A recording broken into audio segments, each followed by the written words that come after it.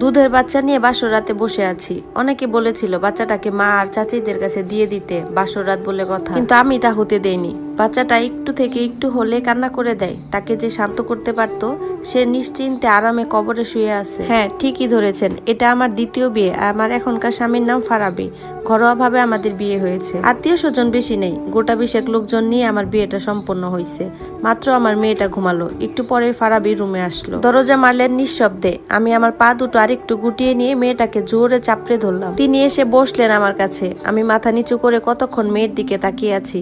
কিছুক্ষণ বসে থাকার পর তিনি এরপর বললেন, জানেন তো এটা আমাদের দুজনেরই দ্বিতীয় বিয়ে। আমি মাথা নাড়লাম। এরপর বললেন, এটাও কি জানেন যে আমার প্রথম স্ত্রী কেন আমাকে ছেড়ে চলে গেছে? আমি হ্যাঁ সূচক মাথা নাড়লাম। তখন তিনি বললেন, আমাদের 7 বছরের প্রেমের সম্পর্ক আর 1 বছরের সংসার ছিল, কিন্তু আমাদের সবটা প্রেমই রয়ে গেল, ভালোবাসা আর হয়নি। আমি তাকে মাতৃত্বে সুখ দিতে পারবো না জেনে সে আমাকে ছেড়ে চলে গেছে। আমি চুপ করে থাকলাম। ও আবার আমাকে জিজ্ঞাসা করলো, কি নাম ওর?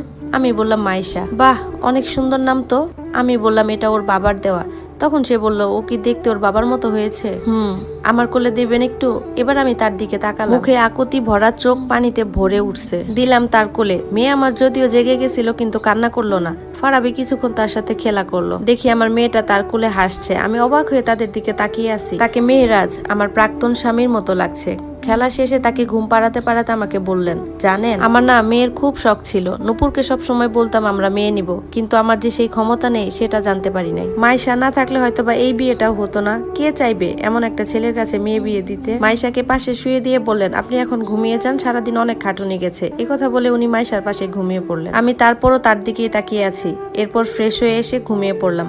গভীর রাতে হঠাৎ অজানা অনির্দিষ্ট ভয়ে জেগে উঠলাম। পাশে ফিরে দেখলাম মাইশা ঠিক আছে কিনা। ফারাবি এক হাত দিয়ে রেখেছে মাইশার উপর, যেন ঘুম পাড়াতে পাড়াতে নিজেও ঘুমিয়ে গেছেন। কি করে পরের মেয়েকে এতটা আপন করতে পারলেন? সকালে ঘুম থেকে উঠে দেখলাম মাইশা, ফারাবি কেউ নেই। আমি ধরপড় করে উঠে চারদিকে তাকাতেই ওদের দিকে চোখ গেল। দেখলাম বারান্দায় দুজনে। ফারাবি রকিং চেয়ারে বসে মাইশাকে ঘুম পাড়াতে যাচ্ছিলেন।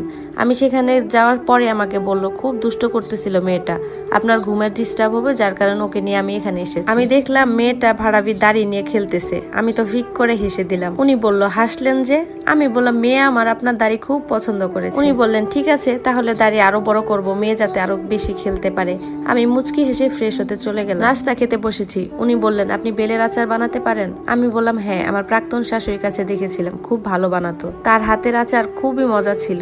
তিনি রুটিটা ছিঁড়তে ছিঁড়তে বললেন, আমার বেলের আচার খুব প্রিয়, ঝোলটা আর একটু দেব? দিন, আপনার রান্নার হাতটাও বেশ ভালো। আমি হেসে হেসে বললাম, রুটিটা একটু পুড়ে গেছে তাও বলছেন? তারপর সে হেসে হেসে বলল, ভালো হাতের পোড়া রুটিও অমৃত মনে হয়, বলে ছুটে চলে গেল।